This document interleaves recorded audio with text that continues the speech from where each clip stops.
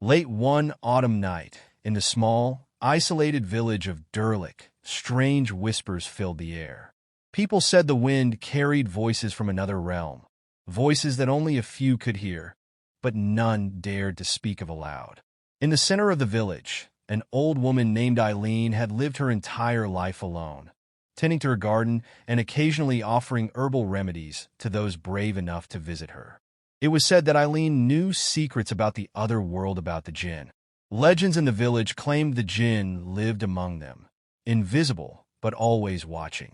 Most dismissed the stories as old wives' tales, but a growing number of unexplained events had recently begun to stir fear. People would hear knocking at their windows at midnight, only to find nothing when they opened the shutters.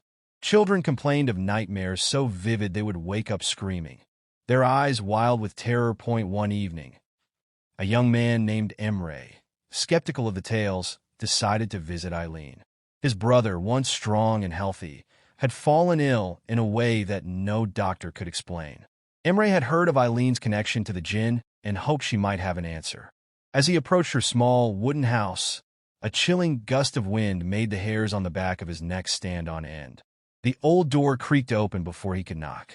Eileen stood there, her dark eyes piercing into his. "You seek answers about the Jinn," she said before he could speak. "But be careful, boy. Not all knowledge is meant to be uncovered." Emre, determined, told her of his brother's strange illness. Eileen listened in silence, nodding slowly.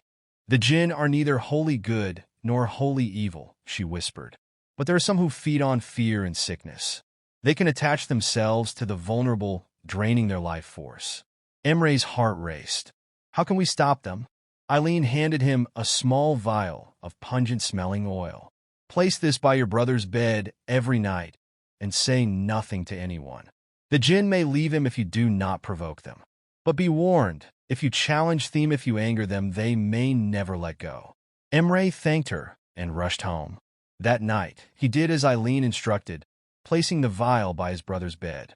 For a moment, everything seemed peaceful. But just as Emre began to relax, a soft, eerie whisper filled the room. It was not his brother's voice, nor could he see anyone else there. "Do you think we are afraid of you?" the voice hissed. Emre froze, paralyzed by fear. The temperature in the room dropped, and the shadows seemed to stretch and shift in the dim light.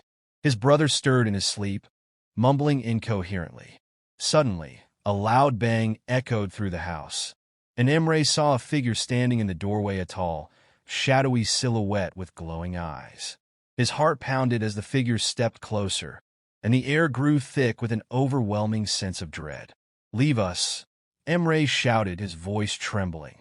The figure laughed, a sound that echoed unnaturally through the room. "You cannot escape us. We have already claimed him." The next morning, Emre's brother was gone, vanished without a trace. No one ever saw him again. Some say the Jinn took him as punishment for Emre's defiance, while others believe he was merely another victim in a long line of disappearances.